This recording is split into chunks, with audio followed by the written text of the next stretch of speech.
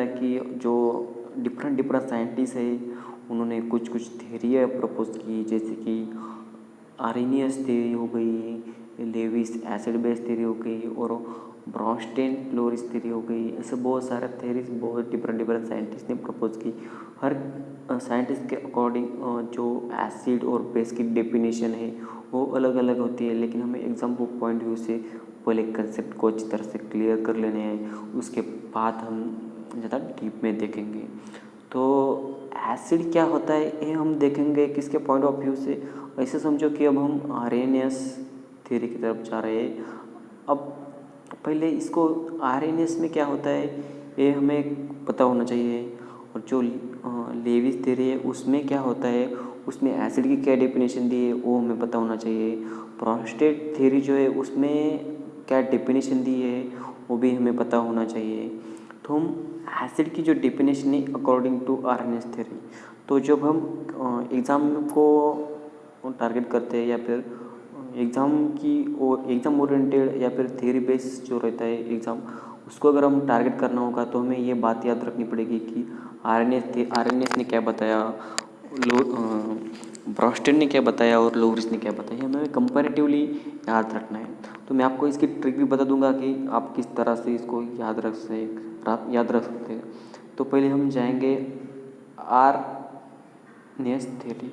तो देखो are and yes इसमें आता है, आर एंड यस इसको ऐसे बोलने का, ये जो आर्हेनियस है उसको आर्हेनियस नहीं बोलने का, उसको बोलने का आर एंड यस। कौन सी थ्योरी, आर एंड यस ऐसा बोलने का, यानी कि हमारे पास आ रहा है आर और यस। तो देखो इस बात को हम एक कंसेप्ट भी लेंगे और उसको याद नहीं रहता, इसके लिए हम ट्रिक भी लगाए हमने आर एंड यस थ्योरी। जो according to Arrhenius theory acid and base क्या होते हैं वो हम देखते हैं। एसिड क्या होते हैं according to Arrhenius theory, acid are the substance which contains hydrogens and give rise to H+ ions in an aqueous solution। तो पहली बात ये नोट कर लो कि हमें डेफिनेशन किस तरह से हमें राइट करनी है कि the definition of acids according to Arrhenius theory. अगर हमें ऐसा पूछा है तो हमें अकॉर्डिंग टू आर्हेनियस थ्योरी लिखना है। अगर हम उसमें अगर लोरी की डेफिनेशन लिखेंगे एसिड की तो हमें मार्क नहीं देगा एग्जामिनर। तो हमें आर्हेनियस के बारे में पूछा तो हमें आर्हेनियस के पॉइंट ऑफ व्यू से ही उसकी डेफिनेशन बतानी होगी।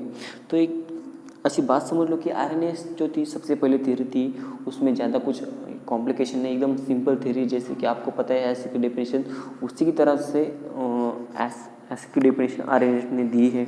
उसमें उसने बताया है कि जो एसिड आर द सब्सटेंसेस होते हैं जिसमें हाइड्रोजन कंटेंट रहता है और वो जो H+ आयंस रिलीज करता है आफ्टर इन एक्वेस सॉल्यूशन में। अगर ऐसा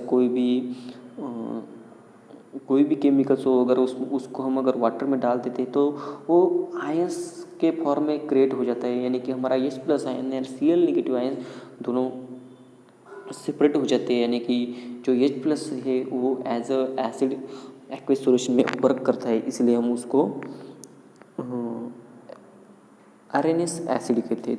तो यहाँ पर हमें एक बेस्ट एग्जांपल भी दिया है कि HCl, और HCl को हमने वाटर में डाला तो क्या हो जाता है, हमें H+ मिल जाता है और Cl- मिल जाता है। लेकिन जो H+ आयंस है वो एक्वेस सॉल्यूशन में है और वो किसको फॉलो कर रहा है, वो फॉलो कर रहा है आर्हेनियस थ्योरी को। उसके वजह से हम उसको कहेंगे आर्हेनियस एसिड। और आपको डेफिनेशन अच्छी तरह से समझ में आ गई होगी मेरे हिसाब से। देखो next, Arrhenius describe H+ ions in water as bare ions. They hydrate in an aqueous solution and thus represented as hydronium ions, H3O+ ions. We herewith conventionally represent them as H+ ions। तो ये जो एकदम basic principle है, हमें पता है कि जो वाटर मोलिक्यूल रहता है, जो टेट्राहेड्रल वाटर मोलिक्यूल रहता है, जैसे कि H2O, थोड़ा सा आपको ड्रा करके समझा देने की ट्राई करता हूँ कि कैसा होता है आखिर इधर। देखो ये जो ऑक्सीजन रहते हैं उसके पास रहते हैं लोन पेयर, तो इसकी वजह से क्या हो जाता है, H+ आयंस क्रिएट हो जाता है। H+ यानी कि उसमें एक्चुअली एक इलेक्ट्रॉन की डेफिशिएंसी रहती है। इसकी वजह से हमें पता है कि कोई भी अगर एटम हो, अगर वो इलेक्ट्रॉन लूज़ कर देता है तो उस पर हमेशा पॉजिटिव चार्ज आता है।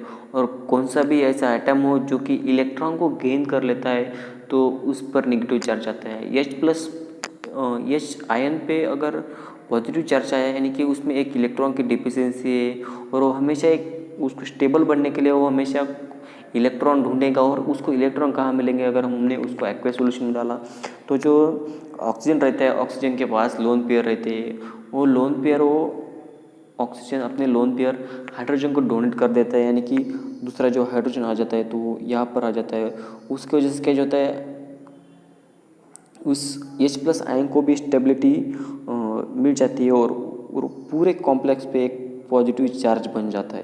तो आप इस तरह से देख सकते हैं कि एक ये जो आयंस बना है उसको हम हाइड्रोनियम आयंस भी कह सकते हैं उसको, और H3O+ इसको ये भी हम कह सकते हैं।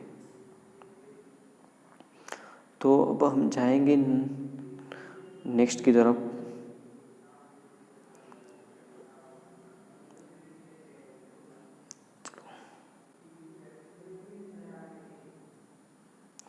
तो ये जो डू यू नो, आपको पता है, ऐसा इन्होंने पूछा है कि जो हाइड्रोक्लोरिक एसिड रहता है वो हमें पता है कि हमारे जो स्टमक रहता है उसमें HCl रहता है, तो उसका फंक्शन क्या है। जो हमारा गैस्ट्रिक जूस रहता है हमारे बॉडी में जो पैनक्रियास सिक्रेट करता है तो उसका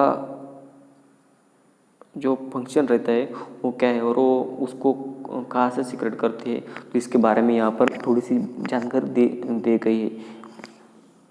तो हम देखेंगे कि बेस की डेफिनेशन क्या होती है अकॉर्डिंग अर्नेस्ट थ्योरी।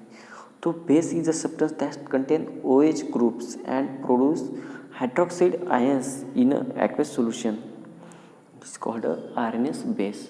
तो जैसे कि हमने एसिड देखा, एसिड क्या करता है, H+ आयन रिलीज करता है इन एक्वस सॉल्यूशन, और जो बेस रहता है वो हमेशा OH नेगेटिव आयंस रिलीज करता है इन एक्वस सॉल्यूशन।